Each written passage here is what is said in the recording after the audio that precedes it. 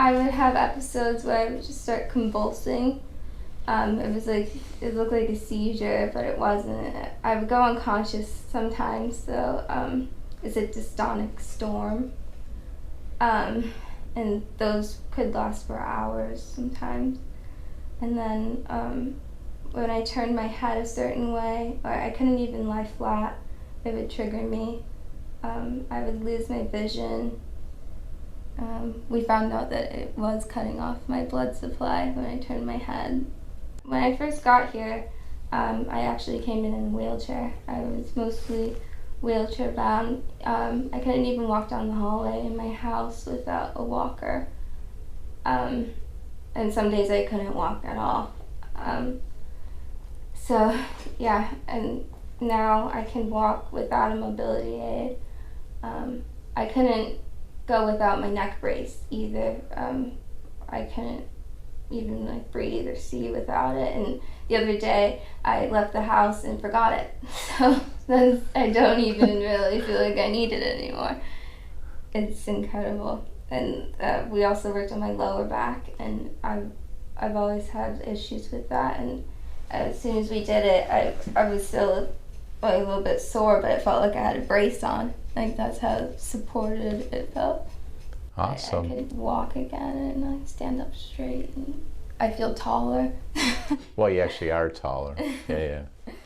And we're not here to pretend like that you're done in the sense, like we did do a digital motion x-ray, and even, you would even say like, geez, it's like so much better. Like it absolutely tightened up the ligaments. But of course, the neurologic recovery, like you got to gain some weight and da-da-da. For somebody who is, who's in a really bad state, who's like you, they feel pretty hopeless. What would you say about, the whole process of prolotherapy? And I'd say that even if you have a chronic condition like Ehlers-Danlos syndrome, you can recover. I was the most severe case probably, and if I could do it, then you definitely can. We did a really aggressive approach, and I'm not gonna lie, it was painful, and some days you feel like you're not improving, but you're gonna feel worse before you feel better, but it's productive pain, that's what I call it. Okay, that's good. Because you're working towards getting better. And then, has your breathing been good? Okay. Yeah.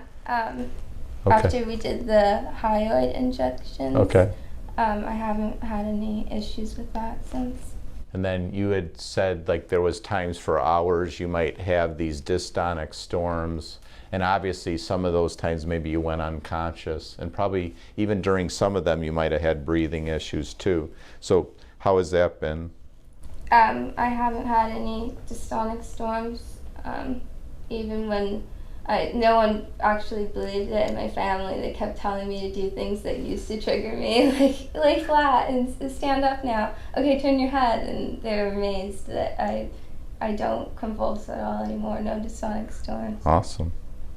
Now, one of the most common things that we get questions about is ringing in the ears. So I just want to have you talk about, when would you get ringing in the ears? And then did prolotherapy help the ringing? Yeah, it definitely helped. I would get head pressure, and that would cause the ringing in the ears. I also got this feeling like you can hear the fluid in your ears, and I would have spinal fluid leaks from my nose and ears. Did those stop too? Stopped. Yeah, that actually stopped.